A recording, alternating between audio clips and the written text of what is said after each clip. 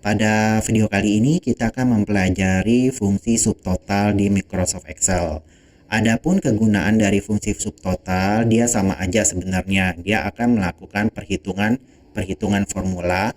Hanya saja yang membedakan, untuk fungsi subtotal ini dia akan menampilkan hasil perhitungan secara dinamis. Yang dimaksud perhitungan secara dinamis, apabila kita menfilter suatu data, maka dia akan menampilkan hasil data perhitungan dari data yang terfilter saja. Sedangkan yang tidak terfilter dia akan abaikan. Sebagai contoh, langsung aja di sini saya punya satu tabel yang berisi kolom nomor, barang, cabang, serta penjualan. Untuk penjualan ini sengaja saya kasih dua, sebenarnya isi datanya sama saja. Hanya saja saya berikan dua kolom agar kita bisa melihat perbandingannya ya. Kalau yang warna kuning ini saya coba akan melakukan perhitungan dengan rumus biasa, sedangkan yang warna hijau ini akan saya gunakan rumus subtotal. Contohnya di sini saya ingin menghitung total nilai penjualannya. Biasanya kalau dengan menggunakan fungsi biasa kita gunakan fungsi sum. Jadi pada sel yang berwarna kuning ini saya ketikkan sama dengan sum, buka kurung, lalu kita blok saja data yang ingin kita hitung nilainya. Kemudian enter. Kita sudah mendapatkan hasilnya 2907. Ini total penjualan seluruhnya dengan menggunakan fungsi sum. Nah, sekarang pada bagian kolom yang berwarna hijau ini, saya ingin menghitung total penjualannya dengan menggunakan fungsi subtotal. Jadi saya ketikkan sama dengan subtotal, kemudian buka kurung. Habis itu untuk argumen pertama yaitu fungsi. Fungsi menotalkan jumlah data ya, kita menggunakan fungsi sum kan. Kita lihat di daftar drop down list di sini. Untuk fungsi sum berada di nomor 9. Berarti kita tinggal ketikkan saja angka 9. Lalu kita pisahkan dengan titik koma atau koma sesuai dengan yang di komputer teman-teman. Untuk argumen yang kedua yaitu referensinya, yaitu data yang ingin kita jumlahkan. Berarti tinggal kita blok saja datanya dari awal sampai akhir.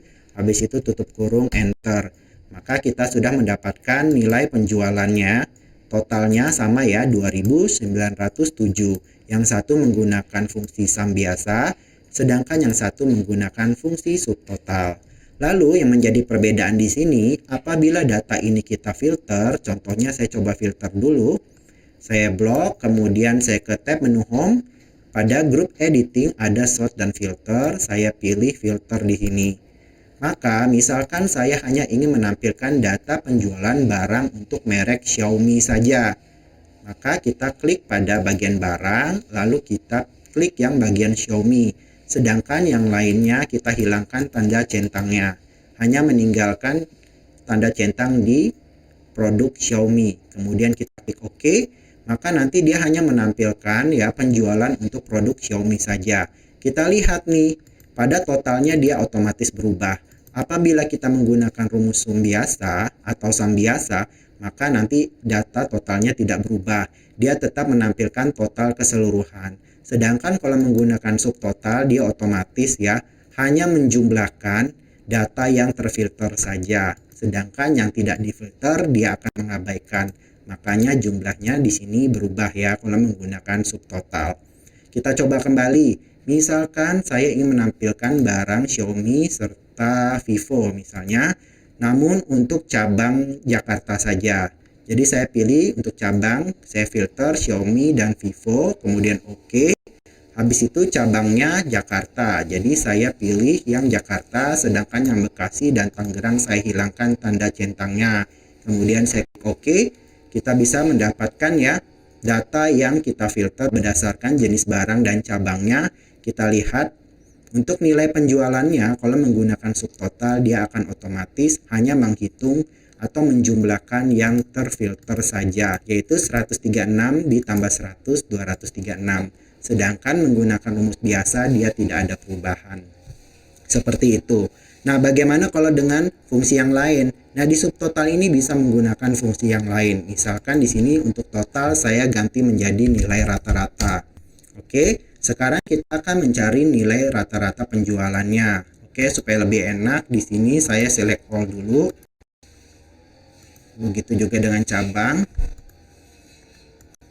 Oke, kita udah menampilkan keseluruhan data. Sekarang pada kolom yang berwarna kuning ini saya gunakan fungsi biasa, yaitu kalau untuk menghitung nilai rata-rata saya gunakan sama dengan average. Ya, fungsi average.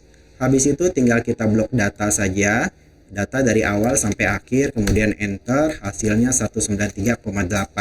Sekarang pada kolom yang berwarna hijau saya akan hitung nilai average-nya atau nilai rata-ratanya dengan menggunakan fungsi subtotal.